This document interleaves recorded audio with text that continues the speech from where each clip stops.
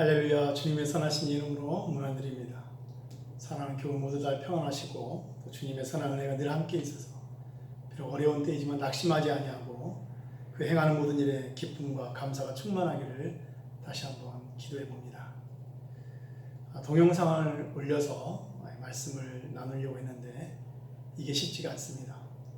지금 17번째 하고 있습니다. 말씀을 오래 하는 것도 쉽지 않아서 오늘은 말씀을 요약해서 전해드릴까 합니다. 오늘 함께 나누기로 원하는 말씀은 욥기 1장 6절로 12절의 말씀입니다. 이 말씀은 욥의 고난의 시발점의 모습을 우리에게 보여주고 있습니다. 바로 하나님이 주재하시는 천상회의에서 하나님께서 사탄으로 하여금 욥에게 고난을 주는 것을 허락하시는 장면입니다. 이 결정으로 인해서 욥은 고난을 겪게 됩니다. 하나님이 욥기를 통해서 보여주시는 욥의 고난은 어쩌면 사람이 살아가는 데 겪는 그 모든 고난에 대해서 말해주고 있는 것 같습니다. 그가 평생 모았던 재산, 그가 애지중지 돌보았던 자녀들, 그의 평생의 동역자였던 사랑하는 아내, 그리고 그와 마음을 나눴던 친구들까지 고난이 시작되면서 그 가정 가운데 하나둘 그를 떠나고 그를 외면하고 그를 대적하는 자리에 섰습니다. 심지어 욥은 육체적으로도 고통을 겪었고 또 그가 욥기 전체를 통하여 고백하는 것처럼 하나님으로부터 외면당하고 있다는 영혼의 상처를 받기까지 합니다. 그래서 욥기를 통해서 보여주시는 욥의 고난은 사람이 겪을 수 있는 그 모든 것들, 영혼과 육체와 그리고 그가 살아가면서 만나게 되고 만들어가는 모든 사회적인 그런 모든 것들, 바로 그러한 것들 가운데 겪는 고난을 이야기해 주고 있습니다. 하나님께서 욥기를 통해 우리에게 가르치시는 여러 가지 많은 교훈이 있지만 그 중에 몇 가지를 우리가 생각해 보자면 아마도 가장 첫 번째는 하나님의 신실한 백성에게도 고난이 올 수 있구나라는 것입니다. 어떤 사람들은 말하기를 참된 믿음을 가지면 그 모든 것이 만사형통하고 무병장수할 것이라고 말하지만 성경은 결코 그와 같이 말하지 않습니다. 오히려 하나님은 베드로 사도를 통하여 베드로후서 2장 19절로 20절에서 부당하게 고난을 받아도 하나님을 생각함으로 슬픔을 참으면 이는 아름답다라고 말씀하십니다. 부당하게 고난을 받을 수 있다라고 하나님은 말씀하십니다. 우리가 이 사실을 기억해야 될 중요한 이유는 두 가지로 생각해 볼 수 있는데, 첫째는 우리 곁에 있는 우리 사랑하는 지체들이 고난을 겪을 때에 그들을 함부로 비난하거나 정죄하거나 그릇된 충고를 하지 않도록 하기 위함입니다. 또 하나는 우리가 이런 고난을 겪었을 때에 쉽게 낙심하거나 좌절하거나 절망하지 않도록 하기 위함입니다. 하나님이 또 욥기를 통해서 특별히 욥의 고난을 통하여 우리에게 가르쳐 주시는 또 많은 교훈 가운 중에 또 하나는 모든 고난이 다 무의미하지만은 않더라라는 것입니다. 어떤 고난은 참으로 깊은 의미가 있다라는 것을 우리가 욥기를 통하여 발견하게 됩니다. 사람이 겪을 수 있는 가장 큰 고통이 무엇인가? 아마도 사람마다 다르겠지만 적어도 하나님을 믿는 사람이라면 가장 큰 고통은 하나님으로부터 외면당하고 있다라는 것일 겁니다. 욥 또한 욥기 전체를 통하여서 자신이 겪고 있는 고난의 아픔에 토로할 때 사랑하는 자녀들이 삶을 마감하게 된 것이나 재산을 잃어버리게 된 것이나 아내가 그를 비난하는 것이나 심지어 친구들이 그를 대적하는 것에 그의 마음이 흔들리는 것이 아니라 하나님이 도무지 말씀하시지 않는다는 것에 그가 무너져가고 있음을 우리에게 보여줍니다. 그는 원망 중에 이렇게 고백합니다. 24장 12절 보게 되면 성 중에서 죽어가는 사람들이 신음하며 상한 자가 부르짖으나 하나님이 그들의 참상을 보지 아니하시느니라. 하나님이 보지 않으신다. 아니 아무리 위급한 상황에 놓여지고 아무리 절박하게 부르짖어도 하나님은 보지 않으신다. 그런데 욥기를 통하여 하나님께서 우리에게 말씀하신 것은 욥의 고난이 시작했을 때 하나님이 계셨던 것처럼 욥의 고난의 끝자락에도 하나님이 계셨다라는 것입니다. 욥에게 나타나신 하나님께서는 욥에게 이렇게 말씀하십니다.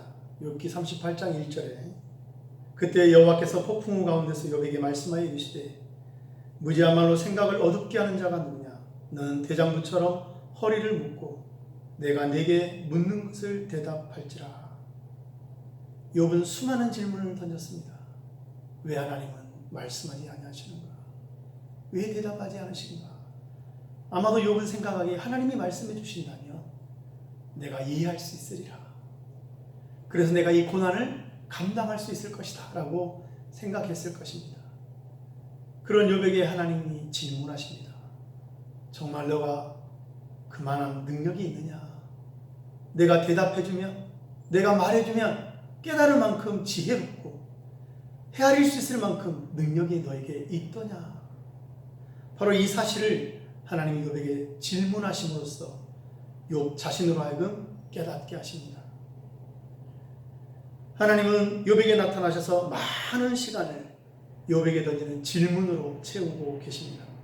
예를 들어서 38장 31절로 33절을 보시게 되면 내가 묘성을 내어 묶을 수 있으며 삼성의 띠를 풀 수 있겠느냐? 너는 별자리들을 각각 그 제때에 이끌어낼 수 있으며 북두성을 다른 별들에게로 이끌어갈 수 있겠느냐? 내가 하늘의 궤도를 아느냐? 하늘로 하여금 그 법칙을 땅에 베풀게 하겠느냐? 많은 질문들을 던지시고 이러한 수많은 질문들 앞에 욥은 고백합니다. 저는 알 수가 없습니다. 저는 대답할 수가 없습니다. 이 세상을 이끌어 가시는 나의 삶에 고난을 나가신 하나님의 지혜를 헤아릴 수가 없고 하나님의 권능을 도무지 알 수가 없습니다. 사랑하는 교회 여러분, 우리가 알아야 될 사실은 우리가 겪게 되는 또 우리를 이끌어 가시는 하나님의 섭리에 대해서 그 하나님의 지혜와 권능에 대해서 우리는 절대 이해할 수 없다라는 것입니다. 그래서 우리가 생각하기를 우리가 알면 위로가 되고 이해가 되고 견딜 수 있을 텐데 라는 생각이 실은 굉장히 유용하다는 것을 우리가 생각해야 됩니다. 왜냐하면 그럴 만큼 우리는 지혜롭지 못하고 그럴 만큼 우리는 능력이 있지를 못합니다. 그래서 욥은 말하는 것입니다. 내가 죽게 대하여 귀로 듣기만 하였사오나 이제는 눈으로 주를 배웠나이다. 그리고 회개하옵나이다. 욥의 말은 아마도 이렇게 말할 수 있을 것 같습니다. 내가 기대하고 내가 원하고 내가 예상한 대로 되지 못해서 속상했습니다. 그러나 이제는 좋습니다. 여전히 말씀해 주시지 않아도 또 그래서 여전히 고통 가운데 있더라도 이제는 좋습니다. 왜냐하면 제가 주님을 좀 더 알았기 때문입니다.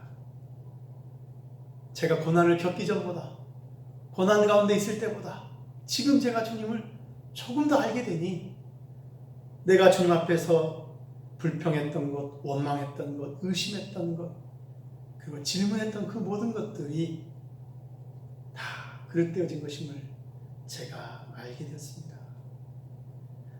그렇습니다. 주님, 제가 어떻게 주님을 헤아릴 수가 있겠습니까?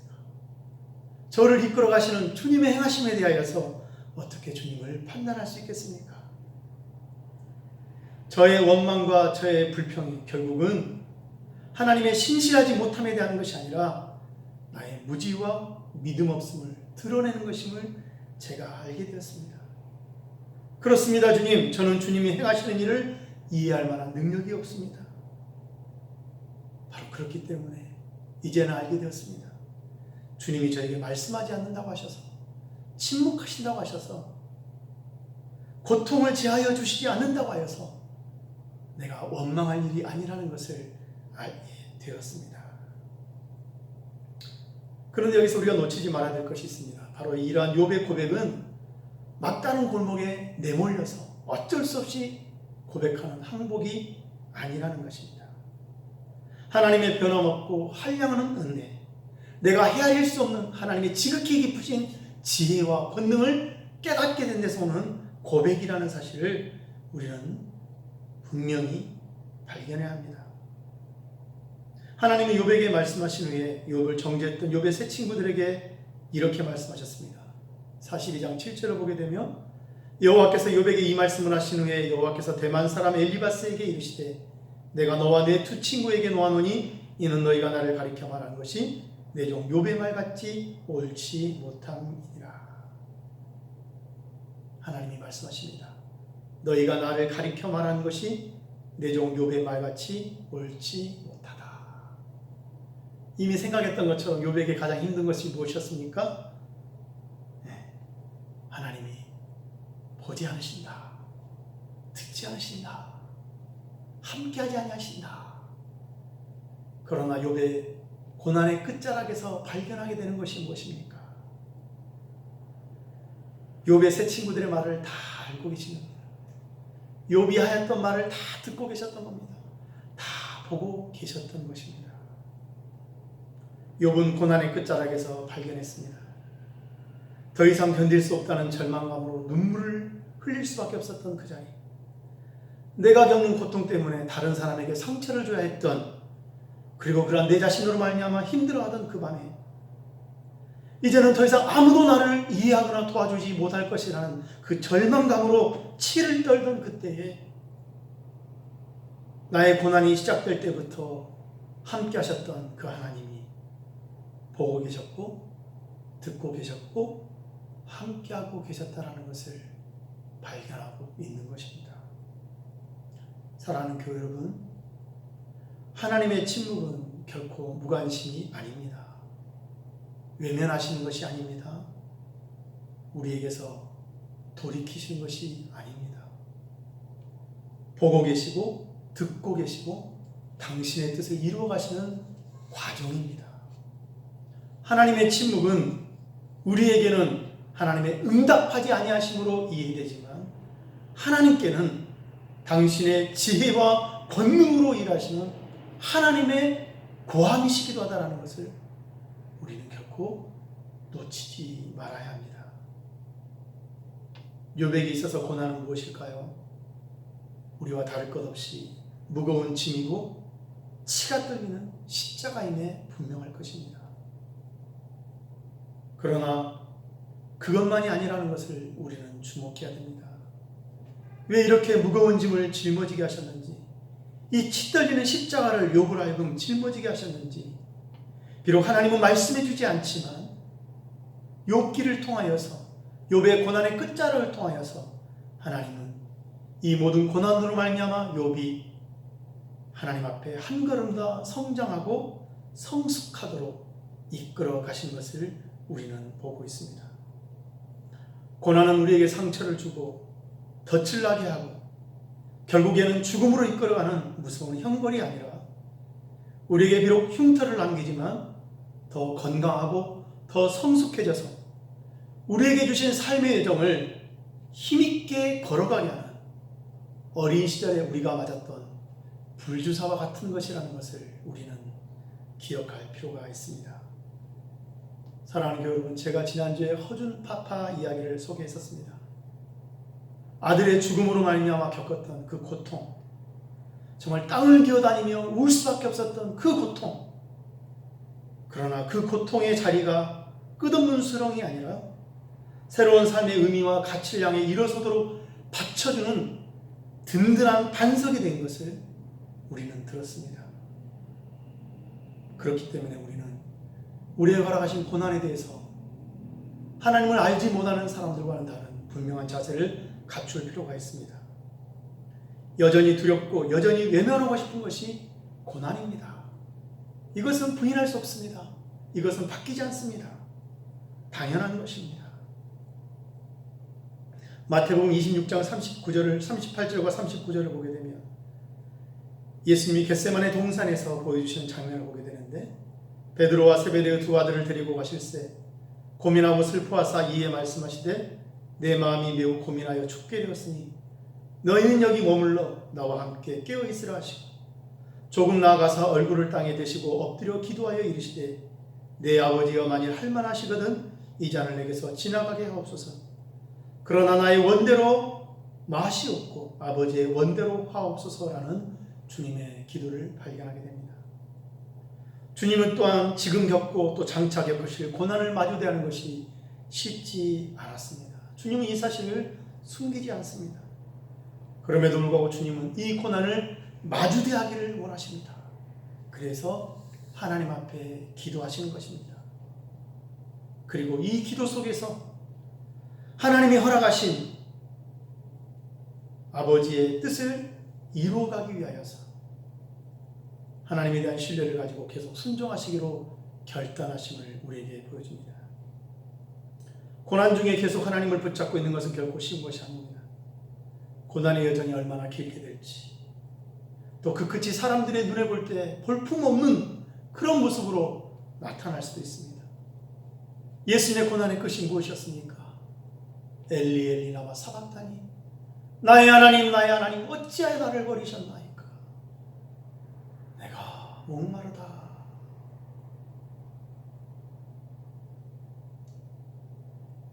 그 고난의 끝자락은 결코 영광스럽지도 않고 매력적이지도 않고 자랑스럽지도 않게 끝났습니다.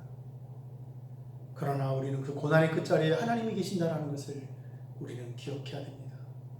보시고 듣고 함께 하신 하나님이 그 고난의 끝자락에서 먼저 기다리고 계십니다. 우리를 새롭게 하실 하나님께서 우리를 먼저 기다리고 계십니다. 이 사실을 사도행전 5장 20절 31절의 말씀에서 성령께서는 이렇게 말씀하십니다. 너희가 나무에 달아 죽인 예수를 우리 조상 하나님이 살리시고, 우리 조상의 하나님이 살리시고, 그 고난의 끝자락에 하나님이 계셔서 죽음에서 부활의 영광으로 우리 주님을 세우시는 것을 우리는 보게 됩니다. 그러한 의미에서 우리는 고난의 여정 가운데 하나님을 붙잡아야 합니다. 하나님을 붙잡고 있는 내 손에 힘이 빠져들어서 그 손이 덜덜 떨리더라도 포기하지 않고 오기를 가지서라도 온갖 불평과 원망을 하면서까지라도 하나님을 붙잡아야 합니다. 묻고 또 묻고 울며 통고하며 부르짖으면서까지라도 하나님을 붙잡아야 됩니다. 떠나지 말아야 됩니다. 이것이 고난에 대한 신자의 지혜이자 믿음입니다. 왜냐하면 욥기를 통하여서, 욥의 고난을 통하여서, 욥의 고난과 시작과 그 끝자락을 통하여서 하나님이 보여주신 것처럼 이 고난의 끝자락에 하나님이 거하시기 때문입니다. 우리의 의문에 답하시고 우리의 눈물을 씻겨주시고 이 고난을 통하여 새롭게 하나님을 보게 될 우리 하나님이 고난의 끝자락에서 우리를 기다리고 계시기 때문입니다. 시간 관계상 말씀을 맺도록 하겠습니다. 고난은 우리를 사랑하시는 하나님의 지혜와 권능 가운데 허락된 것이라는 것을 욥기는 우리에게 말하고 있습니다. 그 결국을 우리는 알 수가 없습니다. 그 과정 또한 욥기를 통해 보는 것처럼 지극히 어렵고 힘들기 짝이 없습니다. 그러나 그 시작과 끝에 우리 하나님이 계시다라는 것을, 그리고 그 시작과 끝에 그 과정 가운데 우리의 눈에 보이지 아니하여도 하나님이 보고 계시고 듣고 계시고 함께 하시다라는 것을 잊지 말아야겠습니다. 코로나로 인해서 많은 어려움을 겪고 있습니다. 고통과 고난을 겪고 있습니다. 우리는 이 고통과 고난으로 말미암아서 무너져가는 사람이 아니라 이 고난과 고통이 주는 압력으로 말미암아서 절망 가운데 불평과 원망 가운데 빠져드는 자가 아니라 욥처럼 이 고난을 통하여 오히려 새롭게 하나님을 보게 되고 새롭게 하나님을 만나게 되고 새롭게 우리가 살아갈 삶의 의미와 가치에 대해서 눈뜨게 되는 그런 복된 역사가 우리 모두에게 주어지기를 간절히 축원합니다. 부디 새로운 한 주를 주님의 선하신 은혜 가운데 나와 함께 하시는 이 하나님으로 말미암아 흔들리지 않고 우리의 걸음을 내딛는 저와 여러분 될 수 있기를 간절히 축원합니다. 사랑합니다. 감사합니다. 축복합니다.